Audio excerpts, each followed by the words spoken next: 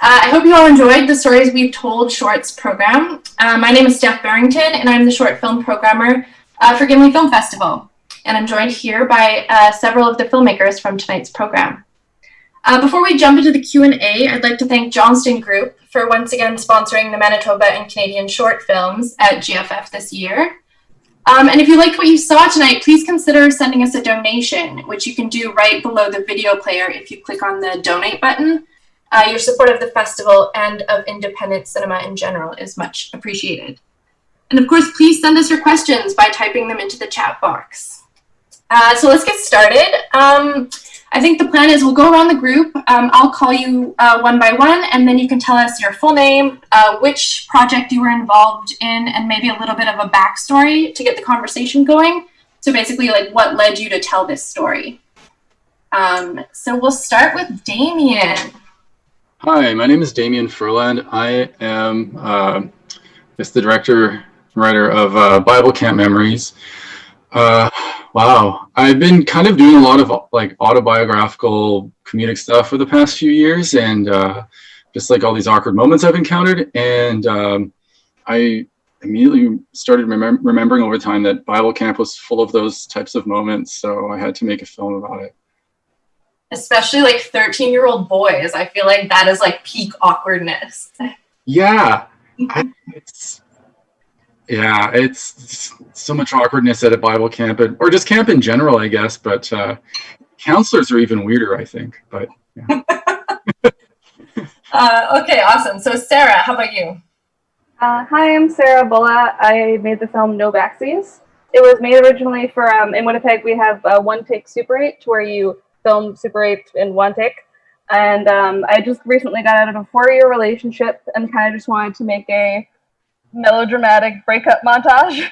And then a cucumber got involved, and it was very fun to make. And I hope you enjoyed it. Awesome, thank you. Steph, how about you? I made Bitter with a Shy Taste of Sweetness. I moved to California, to Southern California, and everything seemed very magical and perfect, and trying to think about that in the sense of memory growing up in Iraq, these kind of two extreme locations, these very different locations, and from the landscape to color so I just wanted to have these two kind of being compared and contrasted with each other, and then and thinking about just kind of the conceptual part of memory and how memory affects present and survival idea in general. Awesome, thank you. Carol. Hi, I'm Carol. I'm the filmmaker behind No Crying at the Dinner Table. And this film came about after I discovered their stories, my parents and my sister's stories, upon research of wanting to do a film about intergenerational trauma and the assimilation of love throughout generations. At that time, it was supposed to be a fiction film, but after discovering the intimacy of their stories, I knew it had to be a doc. And in short, that's that. Cool. I think all of the films in this program could be considered docs, and like different kind of styles, of course, but all of them documentaries in some way. Whitney, how about you? Yeah, thank you. My name is Whitney Legg, and I'm the director of One Thing and Nothing. And it's a short film about the fires that destroyed a neighborhood called Coffee Park in Northern California in Santa Rosa.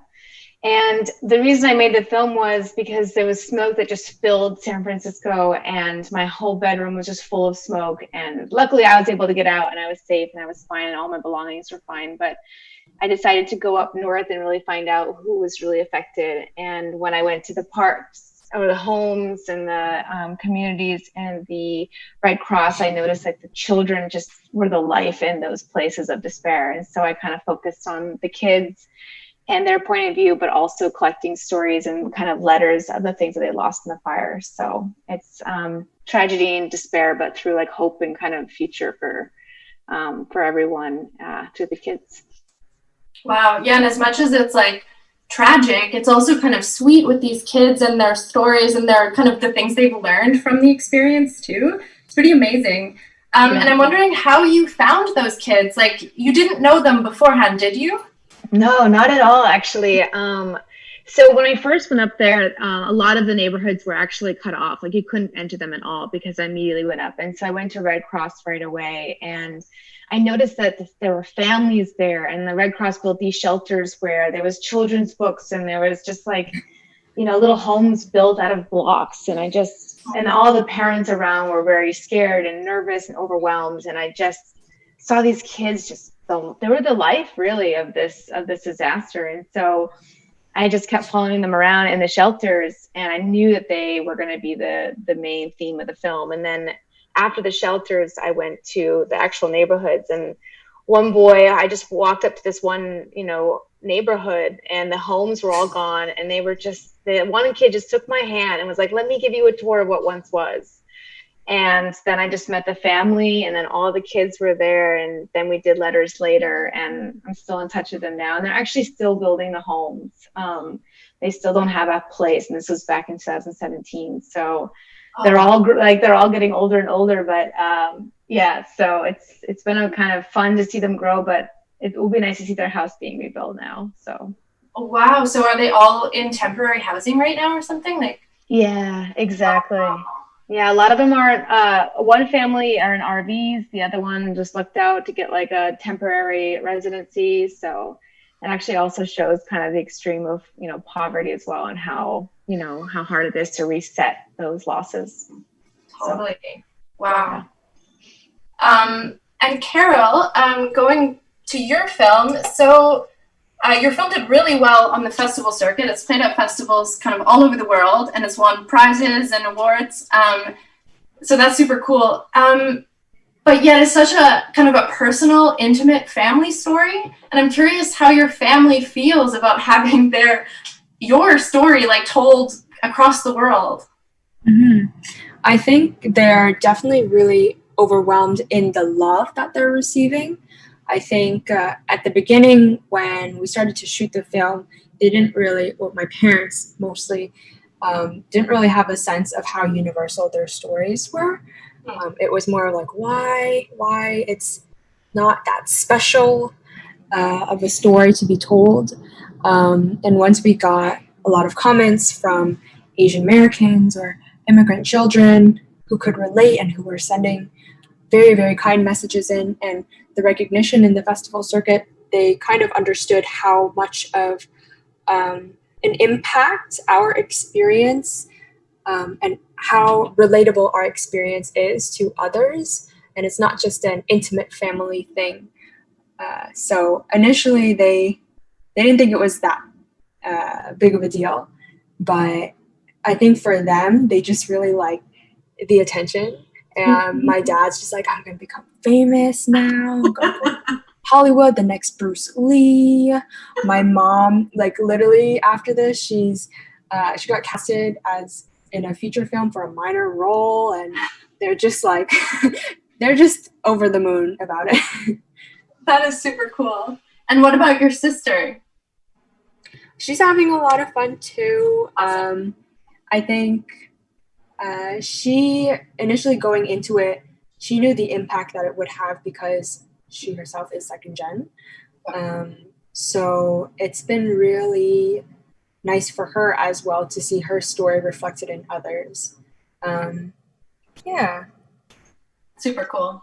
Yeah, clearly a lot of people are responding to it. It's, doing so well and, playing all over the place. It's super cool. We're having some questions come in, which is super cool. Sarah, question for you from the audience. How did you like working with Super 8? Was it hard? It seems intimidating.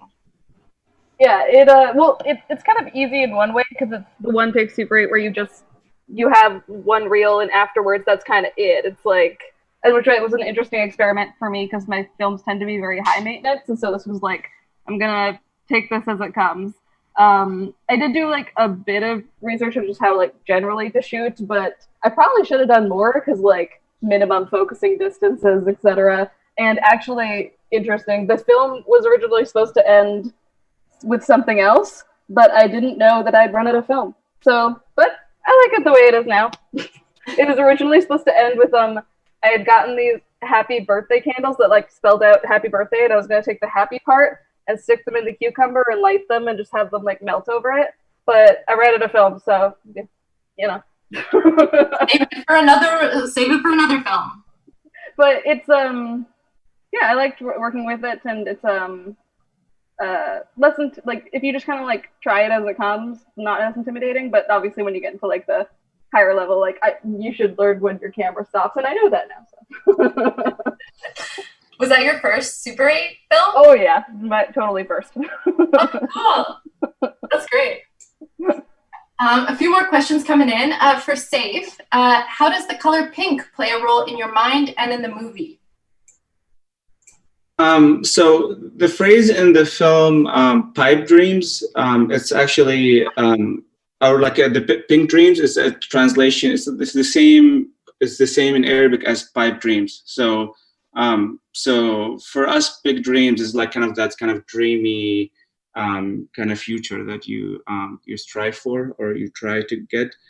I trying to like kind of mixing the idea of present and past memory and my life in Southern California, putting that as going back to my mom's dreams about like us surviving Iraq and the war there.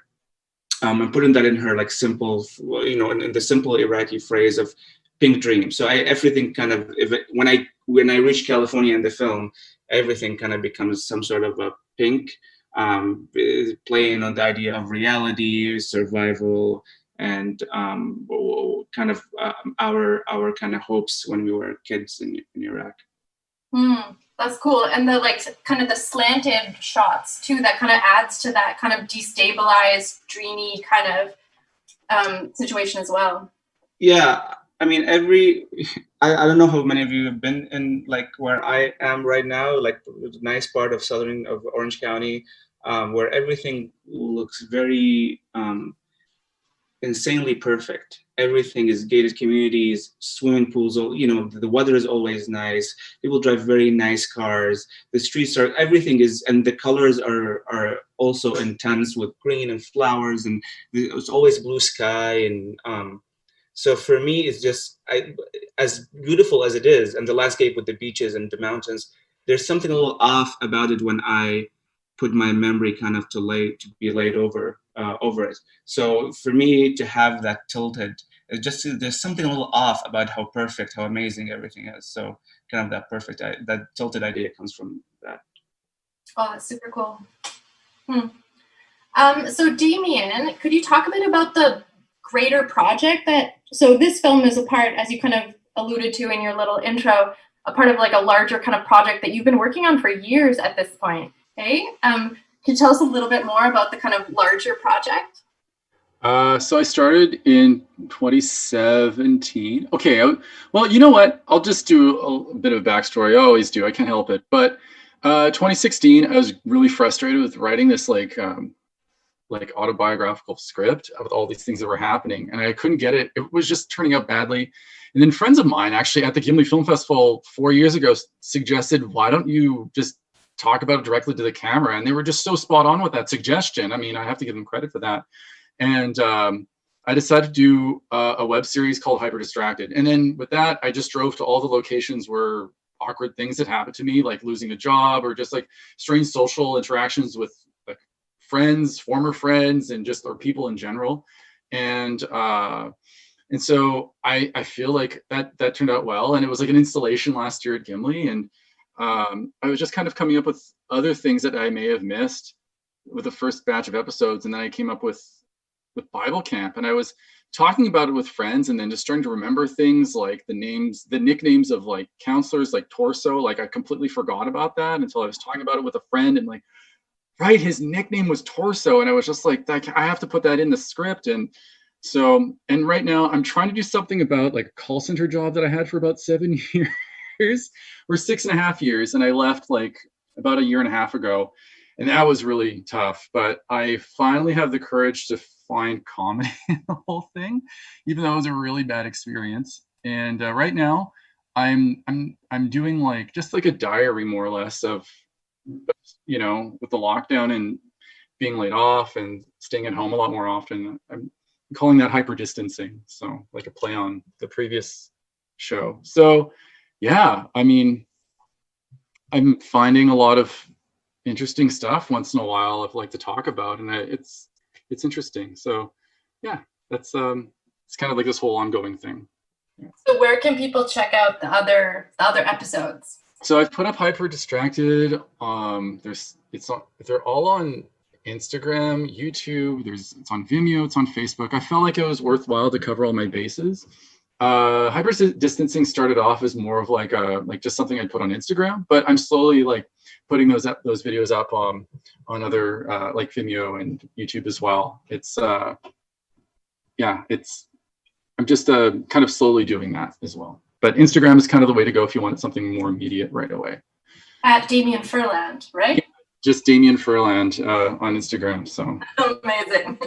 Hopefully you get some followers out of this. So yeah, no, it's yeah. Okay, there's a question in here for Whitney. How did you get such authentic interviews from children? Good question. I actually had the children write the things that they lost, and I had them kind of lay out, had them sit all around this little house that they were staying in, and each one of them wrote down the things they lost. And then once I had them read it, and then after they'd read it, I just kind of asked them a few questions about that. So it was, they were already reflecting on the things they lost. Some of the kids kind of forgot the things they lost, and so the first part was having them read it, and then the second part was really enjoyable because some things are like, oh yeah, like that one story about the fish. And so the material was really great because they were already trying to remember that very immediate moment where they had to run out of the house. And then, so that was the family that had lost the home, and then the other ones in the Red Cross camp, they were just like running around, and when I asked them the things they lost, I just kind of ran with them. And so it was pretty much just what they were like trying to remember as walking around. And I think that was also a really cool exercise where you don't always just sit down and be like, all right, tell me about that memory, because that doesn't always work with kids. So you kind of have to be playful with them. And I think if you do that, you get really good material. That's through their own perspective. So yeah, hopefully that answered the question. Yeah, for sure. Good question.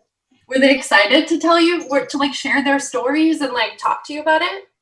Yeah, it was kind of cool because it was a range of kids. So you had kids that were, 8 to 15. So there was a nice sweet spot of kids who were like, oh yeah, Pokemon cards. Like that is so, why would I grab those? And then the other kids who were 15 could like reflect on, what home is. And so you had this lovely range of, their memory. But I think even an adult, and that was what's so cool about it, because like, even if something happened in my house, I may grab something that doesn't make any sense in a panic. So then the kids were able to kind of remind us that we're all, can all kind of get to that place when we have to pick things we love.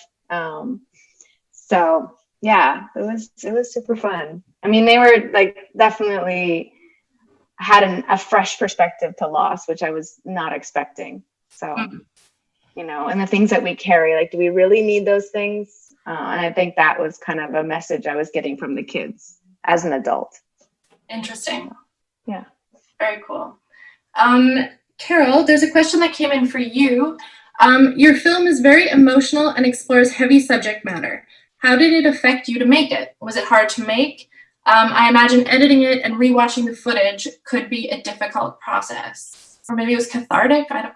Curious how you felt going through that process. Yeah, so going into production, the hardest part was probably the last scene where my family were together. The individual interviews kind of went as planned.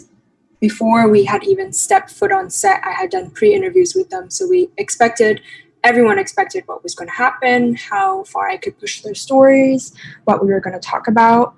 But that last scene, I didn't know what to expect and how that would affect my final edit or the final film itself. And originally, I thought they were just going to sit there stiff and kind of sweep everything under the rug. But it was truly emotional, and my crew was crying behind the camera, and I was crying, and they didn't even really understand what my parents were talking about because they were speaking Vietnamese.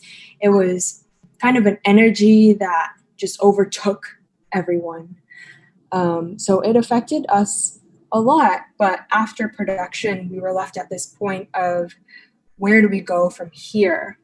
You know, this big thing just happened to us, but how do we use this to change and to be better and to be better communicators? And it took really a lot from everyone to take a step forward onto just the little things. And we're still not perfect, but I think one of the biggest things that came out of this was we started saying I love you to each other, which was something that didn't happen before, and it's something that doesn't happen in a lot of, I guess, non-Western families and immigrant families.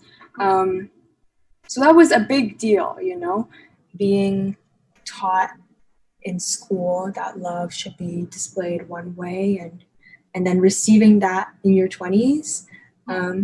It was a huge deal, and it felt weird at first, but you know, it's settling into my skin, and it's calming and it's warm, and I like it. Amazing. I feel like definitely the viewer kind of senses the momentousness of that last scene. Like the first time I watched your film, I was bawling at the end of it. Like you can see that like it's a special moment for the family. So yeah, it's super cool, and you caught that, which is really neat to see. Yeah, so another question for Sarah. So you have another film playing in the festival as part of the Manitoba Shorts and Competition program, which will be on the live stream on Saturday. And that film is very different in style from this film, like drastically. Yeah. Whereas this film's more experimental, that one is a strict narrative. What do you think is more, like, I guess this was your first Super 8 film, so is that kind of more your usual filmmaking style? And yeah, I guess what's the difference in the process for you making something like this film versus Hot Dog Guy? Yeah, well, Hot Dog Guy, for people who don't know, is a narrative kind of dramedy. That word sucks, but dramedy about a woman in a club who has an anxiety attack and is comforted by a man with a hot dog cart outside the club. And it's made it for the 48-hour film contest. And normally that like my stuff is more narrative, and it's very like scripted and planned, and like slightly like stuff changed at like the time, but mostly pretty like high maintenance and planned. And so with the Super 8 and taking into like account the one take Super 8 kind of spirit, I wanted it to be very impressionistic and just kind of go with what I felt fit. And that was very freeing and nice, and I would recommend just like as an exercise for anybody, because it was like, I'd say like just like all the way through one of the most like fun films I've made, in terms of like I got my friend to be like the hands in the film, and so I like painted his nails, and like those were actually like my diary pages, and I like redacted names just in case, and it was great. That's super fun. Yeah. Saif, we had another question come in for you. It's kind of a goofy question. What did you eat at that restaurant bar that made you so sleepy? Do you remember? I mean, I don't really remember, but it's like a good old fat like American, you know, diner. So they have like the bar food, like burgers and all that kind of stuff. Yeah, but I mean, yeah, the idea, you know, yeah. So I think that's. I'm not sure what else I had. I feel like American food is notoriously like heavy, and yeah. Especially like diner food, and it's really it's a beautiful experience to kind of go into this kind of these. And I lived in Montana before, so there was a lot of these kind of places, and they always have a beautiful texture to them. This is really beautiful American texture that I grew up watching, like Hollywood movies. You know, like to be there with them and people with boots and cowboy hats and stuff. It's still, as I mean, I've been here for a long time, but it's still like every time I go to one of these places, especially you know, like at certain time of the day where it's like kind of empty and not a lot of people there, it has a really beautiful American texture that I still kind of give me a little joy or peace maybe. Yeah, kind of that sleepy element, like when there's not many people there and it's quiet and it's hot and it's I can sense the sleepiness of it. Yeah, totally. Damien, we had another question come in for you. As difficult and awkward the period had been for you, what would you consider the fondest memory from your time at Bible camp? Oh, that's a good question. I don't know. I liked riding horses. It was nice, but wow, I don't even know. There's this one game that they had to stop playing because a kid got a tree branch in his eye. Oh my God. One year, yeah. So, but we had this game where we had to like run around in the woods and there were like aliens that were like trying to take over. So it was like this like really large scale version of tag. And I mean, there's no real story around it, but it was kind of fun running around in these woods and like lights, that's like around you and stuff like that. So it was kind of a fun way of just like seeing like the wooded area of the camp. But I was really let down when like the week before, like the kid was injured, so I couldn't get to play that game. So I saw like a little sad thing, but there's a really good reason why. So it's completely unsafe. I guess it's a sign that was like something that, no one would ever do that now. Like no one even think it was a good idea now, but I guess 25 years ago it was okay. But yeah, so. I'm like curious if other people, like if Bible camp is a thing that happens elsewhere, or is that like a particularly Manitoba thing? I'm not, like I definitely grew up going to Bible camp every summer as a Manitoban myself. Well, that's the thing. I was trying to find like a secular camp because I knew that no camp that was religious would find it remotely amusing. Like I'd even, I have to admit, like it's not lying, but I was like, okay, there's no way I'm going to film at the camp that I went to because there's no way they'll let me film that thing.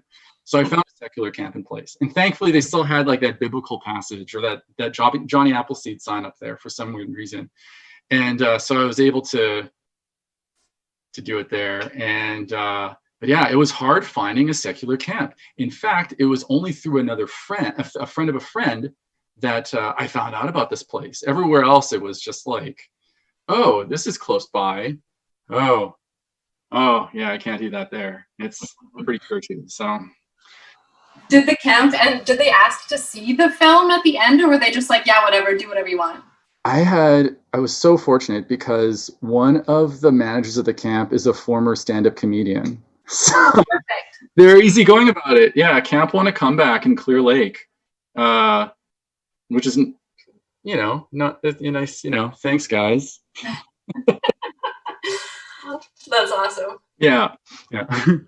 Oh, and a thing about the Super 8, I just remembered about Super 8. I made a Super 8 film, and the last shot wasn't filmed because I ran out of film, and basically the main character is murdered at the very end of the movie, but I intended to have him live, but the guy gets killed from a rolling pin, and that's the end. You just a shot of a rolling pin, and that's the movie. Oh, no. So, the fates come into play and the new ending takes over. Totally, it's so strange, but at least it ended in some sort of conclusion. So yeah, I had the opposite problem when I did my Super 8 one take. I didn't time it right, and so my credits ended up being like half of the film, and it was super awkward to watch because everyone was just like twiddling their thumbs as the credits play. Yeah, anyways, it's hard to time it right. Not easy, no. Yeah. Well, there aren't any new questions coming in, so I think to end, we'll just do another quick go around, and everyone could maybe say what they've been up to during COVID, if they've been working on any projects. So we'll do that. How about we start with Whitney? Awesome. I am actually working on my first feature. Hopefully it goes as planned. But it's on a small town called Sonora, and it's highlighting a family that are dedicated to rodeo queening. So I don't know how many of you know about rodeo queens, but rodeo industry in itself is kind of they say it's kind of a dying thing. And so these rodeo queens who get it's kind of like Miss USA, but they have to go and compete and win titles, and then they represent the rodeo. So one girl gets selected out of the group, and then they represent the rodeo. So they travel to rodeos across California and across America, and they represent it. So it's kind of this look at beauty and also look at kind of the rodeo industry and kind of the complexities that come with it. So it's humorous, it's entertaining, and it's also kind of a look at these women in the sphere of a lot of perspectives of male-dominated world. So yeah, to be shown. Very cool. So it'll be a documentary? Yep. So it's a full-on documentary. I actually started filming in 2015 before I went to grad school. I was a photographer, and then I couldn't help but make motion out of this film. And so then I went to grad school, and now I'm returning back to the project with a different family, and I've been following them for about 5 months now. So luckily I had enough in the can to edit, but we're still kind of hoping that next year we'll get the rodeo scenes and get the world like girls competing. So yeah, we shall see. Yeah, very cool. Yeah. Carol, you're up. I am working in development for a feature doc as well as a short animated documentary, and writing a lot because I guess all you can do in this COVID pandemic time is write. And I recently graduated from film school, so, trying to find that way to financial stability. And if you want to hire me, I'm available. I'll keep it in mind. That's awesome. Sarah, how about you? I'm almost in post-production. COVID hit, so we're have a little bit more production to go for a short doc called Manishma Manitoba, which is Hebrew for What's Up Manitoba. And it's about the evolution of the Manitoban Jewish community that I'm co-creating with another local filmmaker, Johanna Reimer-Hintelef. And so we're almost hitting post-production for that, but COVID hit, and we wanted to interview a historian who was 90 plus, so waiting on that a little bit longer, but hopefully soon because things are kind of improving in Manitoba. Right. And writing a next narrative short, but slowly because I write with great difficulty sometimes. And I'm also edit stuff, so as long as we're throwing out there the hire me thing, if you need someone to edit short films, hello. There's the person. Awesome. Safe, how about you? I've been reading more, been writing a little more, teaching, and for creative, for the film part, I'm working on a short that kind of continues the idea of exploring dislocation, immigration. But I every film I make, I try to go a little bit different than what every short film, I've never made a feature.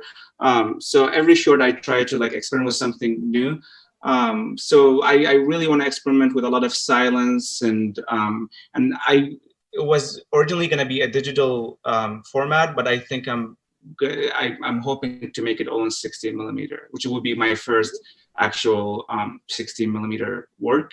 So I'm working with Echo Park Film Center, who have been and Squeaky Wheel. These two people have been helping me with this project. So I'm very thankful. Shout out to them. Super cool. Oh, I'm excited to see it on 16 mil. That's awesome. Damien, I guess you kind of already told us with your hyper distancing series, but anything else you want to share with the group? Yeah, watching a lot of movies on Criterion Channel, and it's kind of safe. I'm so glad that exists, since I think it saved a few of us on here. Yeah, I filmed something in the same style as Bob Kent Memories about working at a call center. I call it Cubicle Island. And yeah, I just found it's so strange. I was going to do something a bit more straightforward with an actual cubicle and speak in it. But then I found all of this discarded office furniture out in a back lane near my house. So I decided to start filming in front of all the garbage. and then the garbage was taken away. So I had to like come up with new ideas of like backdrops. It was I actually filmed at like the building where I worked, and it's a government building. I'm probably giving away too much information there. And yeah, so then we were kicked out. But we have the ousting on film, so I'm excited to edit it. I have to cut it very soon, and I'm curious to see what happened with it. So yeah, and yeah, Cubicle Island 2021.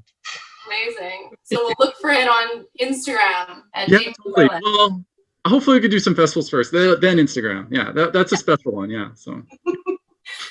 Amazing. Well, thank you all so much for joining us. This was really fun. Stay safe and stay in touch.